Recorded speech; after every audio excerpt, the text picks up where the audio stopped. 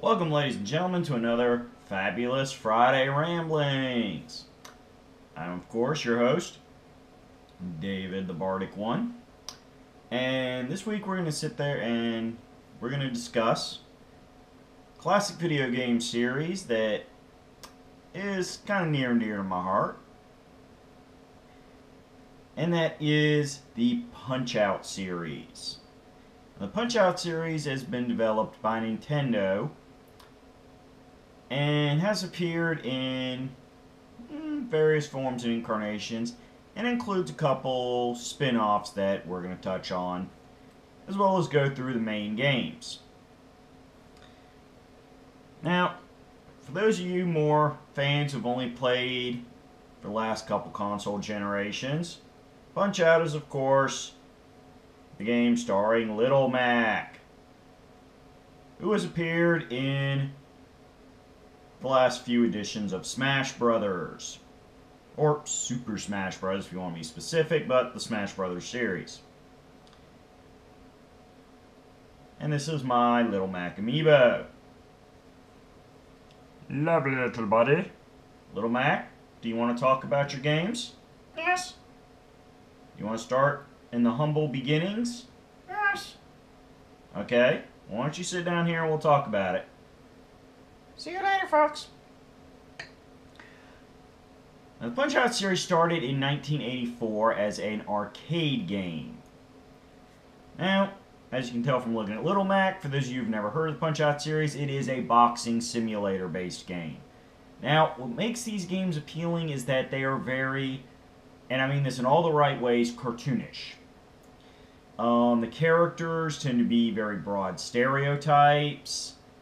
The gameplay, while hiding a ton of strategy that, if truly mastered, allows you to beat opponents in a matter of seconds without ever being hit yourself. It's also the kind of games where you can, once you learn the basic strategies of them, basically dumb luck your way into your own strategy. That said, the original Punch-Out game was in 1984, and it was for the arcade. Now, in the initial game, your character was not identified as Little Mac. He was a green-haired boxer who existed as a wireframe, meaning that he was literally just a bunch of lines in the shape of a man. Wireframe. This was because, due to the viewpoints chosen for the game, it made sense to have the character be semi-transparent, as well as it allowed for identity insertion with your character. Now, this game, besides introducing a few boxers that would continue to appear throughout the various other games in the series, also set the base combat formula, which is that every opponent has particular special attacks that are triggered by body language tells, and that learning how to dodge each given special attack, and more importantly, when to take advantage of not getting hit by those special attacks to stun your opponent and lay in a bunch of damage, is key to defeating them. Now, in the original Punch-Out arcade game, we are introduced to Glass Joe, Piston Hurricane, Bald Bull, Kid Quick, Pizza Pasta, and Mr. Sandman. And that's 6 fighters, which may not sound like a lot, but again, when you're looking at 1984 and an arcade game, that was pretty deep content. Because, you know, first time around, you're probably not getting past the first opponent, so you're having to constantly pluck in quarters to keep playing, and figuring out your tactics as you go. It can take you a little while to get good, you know, and a good chunk of money to get good enough at it to blast through all 6. Now, if you do beat Mr. Sandman, the cycle does repeat, and the opponents are harder and quicker each time you play them. In the original game, you only have one round to land a KO. So, there you go. There's also no wins by decision if nobody is defeated in that first round. It is an automatic loss. This was changed in later games.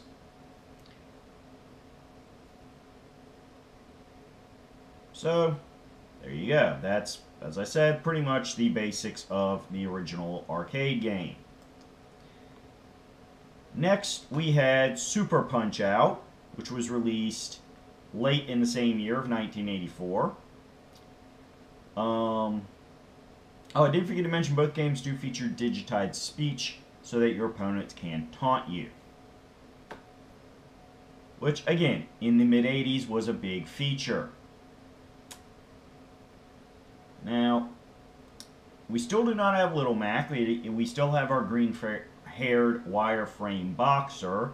And yes, for those Smash Brothers fans I referenced earlier, this is why in the Smash Brothers games, some of Little Mac's alternate outfits and skins are wireframe modes. So, in Super Punch-Out, we got 5 opponents this time. And that is Bear Hugger, Dragon Chan, Vodka Drunkinsky. In the later console ports, he would be changed to Soda Popinski to downplay the alcoholic nature of the character. Great Tiger and Super Macho Man, who is your final opponent.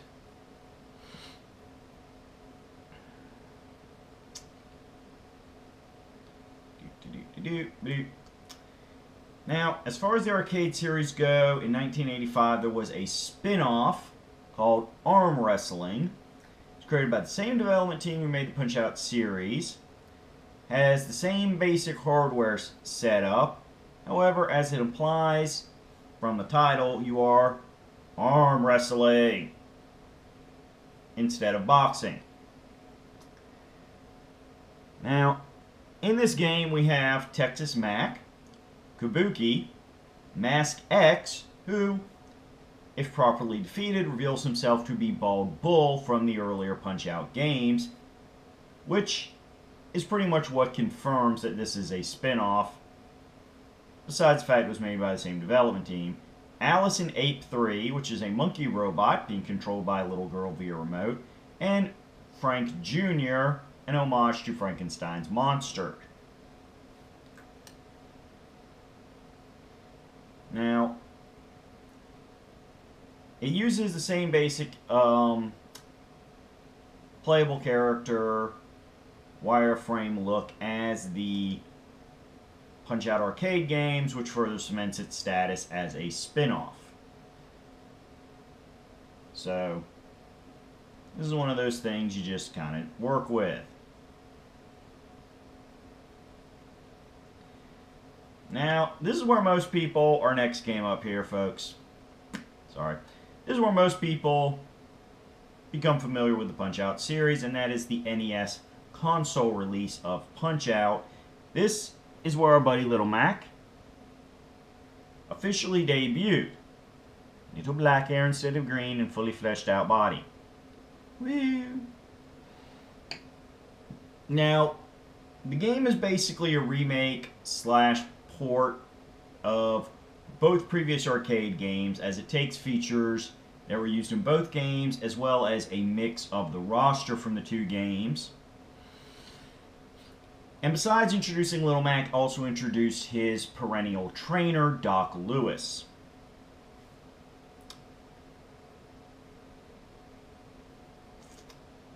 Now, in this game, as I said, this is where a lot of the ways we think of Punch-Out came about. We get the confirmed 3-round matches. They introduced the idea of matches going to decision if nobody wins after 3 rounds. The TKO system was formalized, where if you knock your opponent down 3 times in a single round, it is an automatic win. So there you go.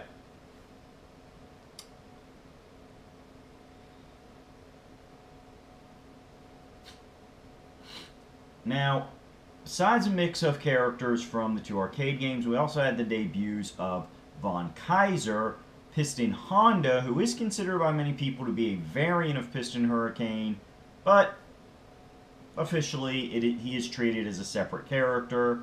Don Flamenco, the iconic King Hippo, big bad Islander boxer who is so hefty that if you do manage to knock him down once, he ain't getting back up. The aforementioned repurposed Vodka Drunkinski under his new name of Soda Popinski, so a half and half footnote debut. Now, the basic game, which is composed of 3 circuits, the minor circuit, the major circuit, and the world circuit, ends with you beating Super Macho Man. However, it then unlocks the Dream Fight, which is, in the original version of the NES Punch-Out, Mike Tyson, but in the later versions, after they chose not to renew the contract for Mike Tyson's likeness, the newly created Mr. Dream. And Mike Tyson is considered by many video game old school players and historians to be considered one of the hardest final bosses in any NES game. The first phase of the first round of the match, he will swing punches at you pretty much constantly, and you will get knocked out after just 1 or 2 punches. In short, well, as some online Let's Players have demonstrated, if you get hit during that first barrage, you might as well forfeit the match already, because you are not going to have the energy to last, unless you are lucky enough to never get hit after that. As I said, this is the game that most people started with when they think of the origins of the Punch-Out series. And for good reason. As I said, the iconic Little Mac debuted here.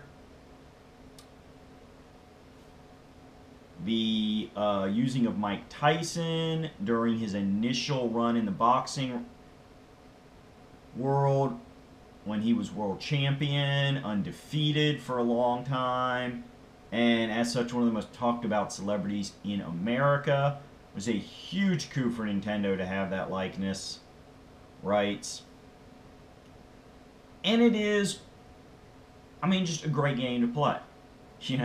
It's a lot of fun, and as I said earlier about arcade versions and the franchise in general, once you get past the first few fights, you very quickly have to learn to rely on tactics and strategy, whether the classic, highly recommended one, or a variant strategy you came up yourself, based off your own personal play style. Next up we have Super Punch-Out, which was released in 1994 for the Super Nintendo Entertainment System.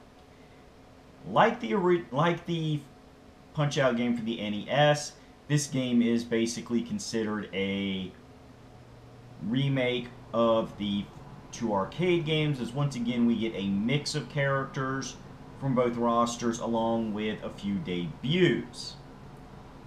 Now, including the first opponent, your tutorial, almost impossible to lose to opponent Gabby J, as well as Bob Charlie, Masked Muscle, Aaron Ryan, Heike Kagero, Mad Clown, and the 4th circuit, the so-called Special Circuit, which is entirely newly created characters Narcissus Prince, Hoy Carlo, Rick Bruiser, and Nick Bruiser.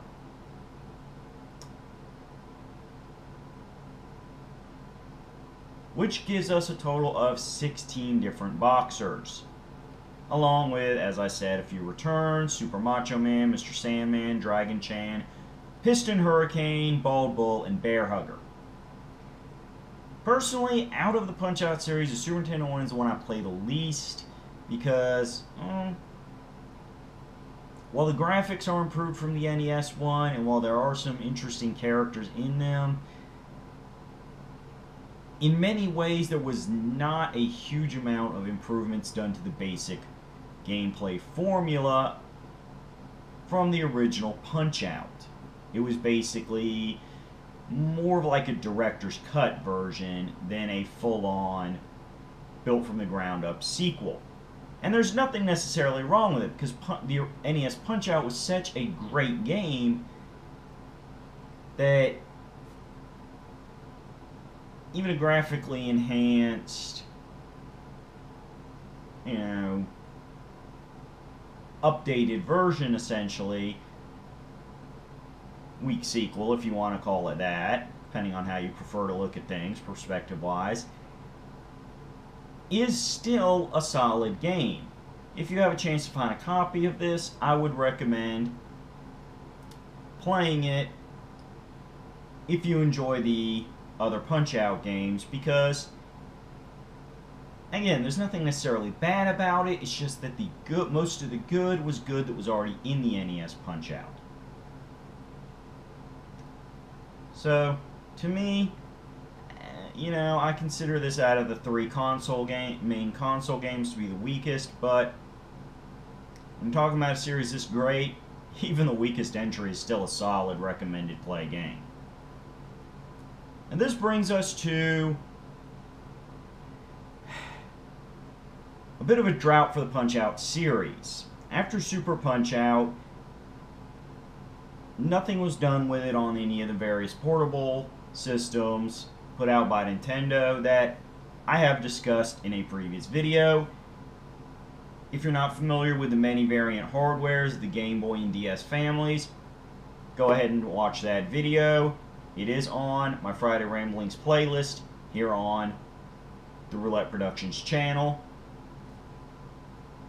Feel free to go back and watch it after this video if you have not already done so. And as I said, it was a 14-year drought. That means that officially 15 years, I'm looking at announcement date versus release date, 15 years after Super Punch-Out, on May 18th, 2009, we got Punch-Out for the Nintendo Wii. That means, yes, folks, out of the 5 main games in the Punch-Out series, 3 of them are called just Punch-Out, and the other 2 share the name of Super Punch-Out. I know, if the series has any flaw, it's that they are not very creative and specific with the naming conventions. But, hey, if that's your biggest complaint about a series, go for it. Now, the Wii Punch-Out series, or the Wii Punch-Out game in the series, brought about some interesting features. Because it used the Wii mode, you could optionally choose to use motion controls for the game. Thus, you are quite literally punching and blocking your way to victory. However, it is not forced upon the player. If they want the classic Punch-Out feel, they can use a pure button pressing control sequence, which personally is what I use, because I play my copy of Wii Punch-Out mostly for that classic feel to it. And in this case, the classic feel is all the goods. The biggest advantage that the Wii Punch-Out game introduces to the series is that it is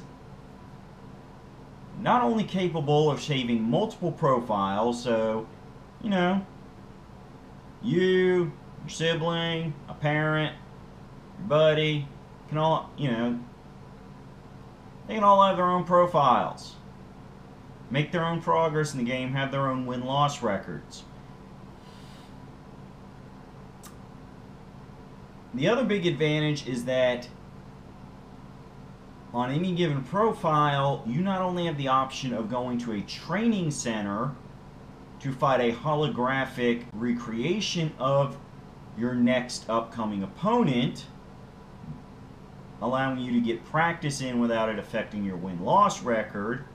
But you can go to that same training room and fight the flesh and blood versions of any box you've already beaten in a bit of a flashback style match, essentially. Now this is great for somebody like myself who, maybe goes a while without playing Punch-Out, just wants to kill some time and mess around. So I can just go back to the original minor circuit, which is the easiest one, and just mess around for fun. So, real quick in the list, we have the return of Little Mac as your main protagonist. In the minor circuit, we have Glass Joe, Von Kaiser, the debuting Disco Kid, and your champion King Hippo. In the major circuit, you have Piston Honda, renamed here as Piston Hondo, Bear Hugger, Great Tiger, and Don Flamenco is your champion. Leading up to the World Circuit, where you fight Aaron Ryan, Soda Popinski, Bald Bull, Super Macho Man, and as the champion, Mr. Sandman. Now, on that given profile, once you beat Mr. Sandman, you unlock Title Defense Mode, which, like the previous arcade games, cycles you back to the beginning, but with harder opponents. The idea being that the title that you won from beating Mr. Sandman is now being defended, and thus, if you lose, you see your opponent being crowned the new champion, and you not only have to beat him to continue, but beat him to regain your championship, which puts bigger tension on each of these rematches. But amusingly, each character is given a story, both in the original Contender Circuit and the Title Defense Circuit, showing you how they reacted to losing to Little Mac and how they altered their training to become bigger and badder opponents. The other major feature that the Wii version brought in is that the voice acting is now done in the native language of the given boxers.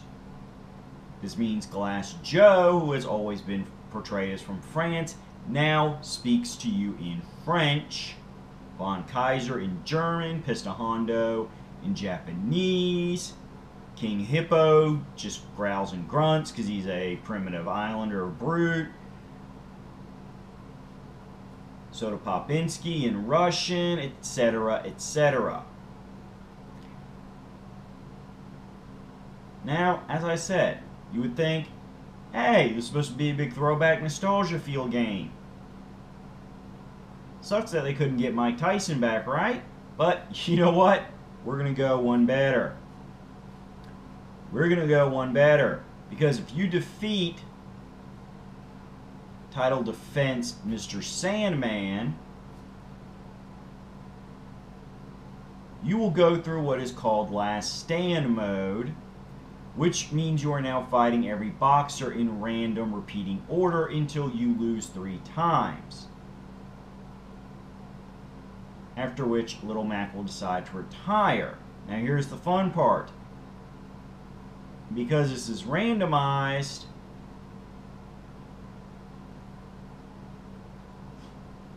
that means that at any given point you will unlock the final boxer. In the ultimate Nintendo cameo, the King of Swing, the Lord of Games, as he is listed in his introduction, Donkey Kong. That's right, folks. You've polished this game off by fighting the great ape himself, Donkey Kong.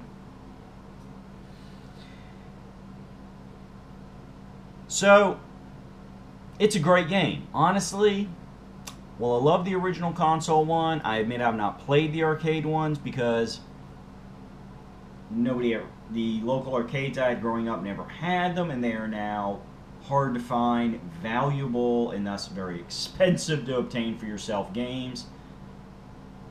But out of the core console series trilogy, I do prefer the Wii version.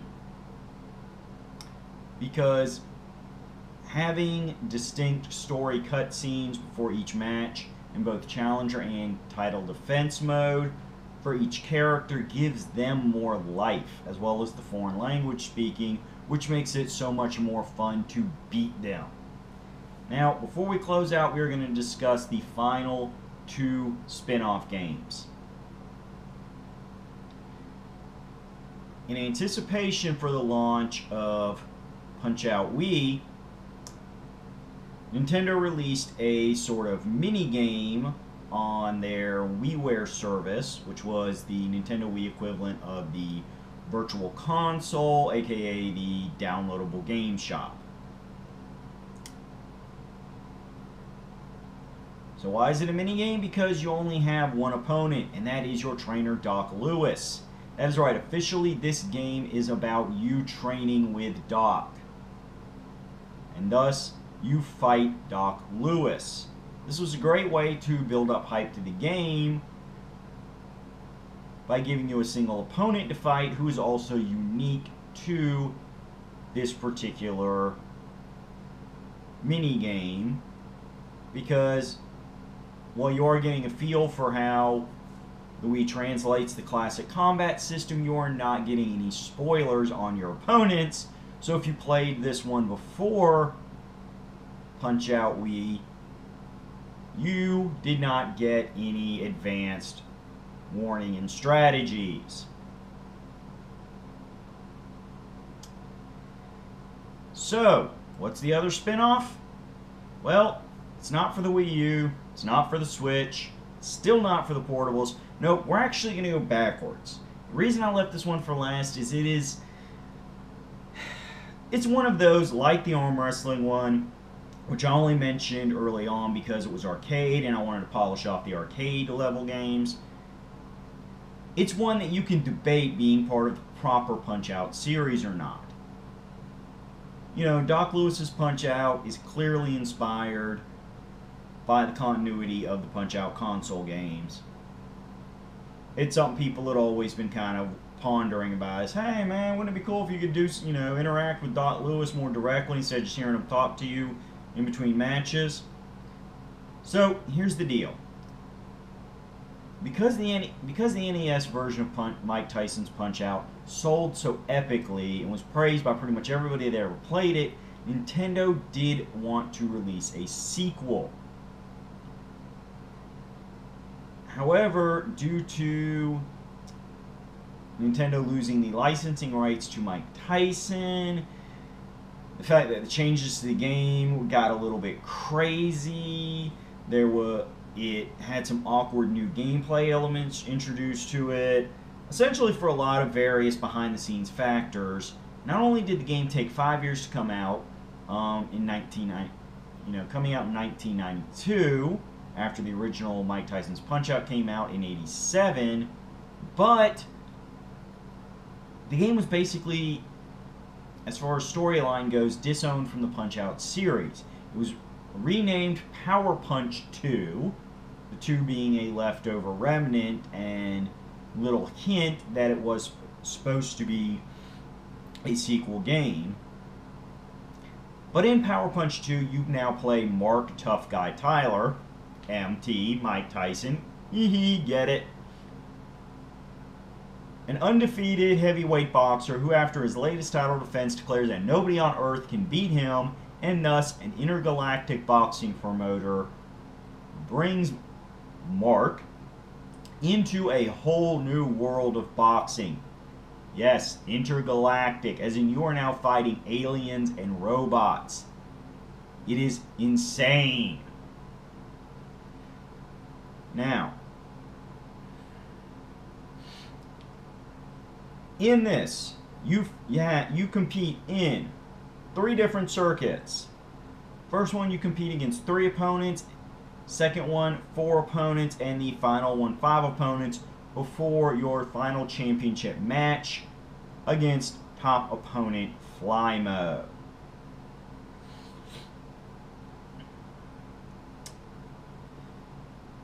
There are some new additions, including cutscenes that, as I said, were officially introduced in the Wii as far as the proper game series. A new scoring system based on punch percentages as well as knockdowns, and a training sequence during which the better you train, the better you will fight in the ring, hitting faster and harder.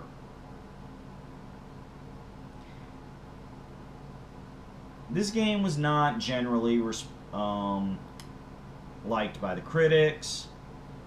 The graphics, even by NES standards, especially by 1992, were considered very poor.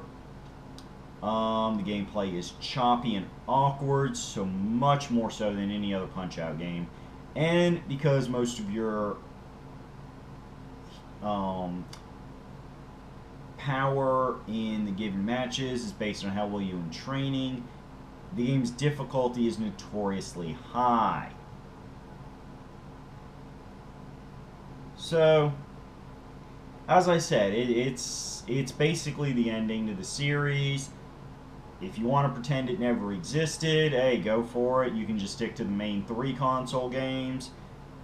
Maybe if you can find, you know, emulated versions of the arcade game, or you happen to live next to an Epic arcade that has it in stock, check out the arcade versions where you have your wireframe Challenger. As for Little Mac, well, as I said, even though he has not had a game in the last couple generations, thanks to his inclusion in the Smash Brothers series, he still lives on and he is still building a fan base. Yes, you are. Thank you for that. So, who knows? Maybe for the Switch, we will get another Punch-Out game. You know what? Let's go crazy. Let's actually give it a new adjective. Call it Ultra Punch-Out, you know?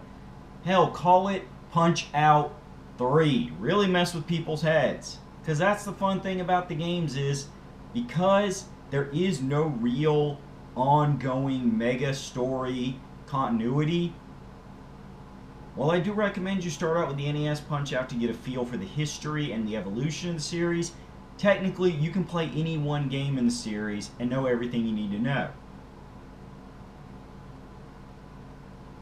You're not going to miss any storyline. You're not going to be expected to know something because you learned it in a previous game. The series is designed so that each game stands alone, although playing all the games in publication order, can't really say chronological because that would imply storyline, does give you a better sense for how the series has evolved and how Little Mac and Doc Lewis are not the only iconic characters.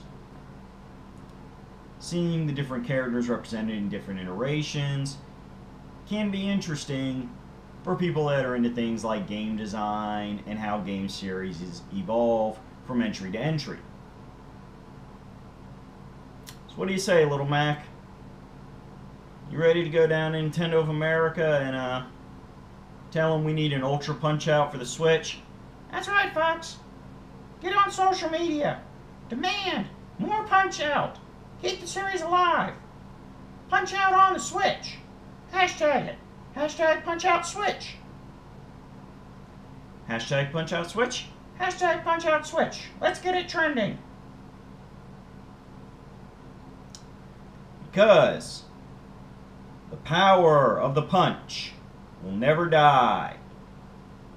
And that means neither will our fandom for this great series of boxing games. Any last thing to say, Little Mac? Yeah. Uppercut. Oh, you are such a jerk. Ah. Alright. I know this video is a little shorter than some of mine, but hey, we still logged on a good 30 plus minutes. And as I said, you're dealing with a series that, you know, even counting the spin-offs, is only like 8 games deep. So, it's not like Mario where you've got, you know, a stack taller than my ceiling of games. What can I say? Heck, Little Mac, what do you think? Think you should be some DLC in Mario Kart 8 Deluxe? I bet they could still squeeze you in. Or maybe just show up in Mario Kart 9? Why not? 8 characters from other non-Mario games in 8. And I'm not even dissing that one, folks. So, come join us next week for another vlog. I don't know what we'll talk about yet. But, either way, it's going to be a fun time because we're not here to hate. Be good. Stay safe. See you in 7.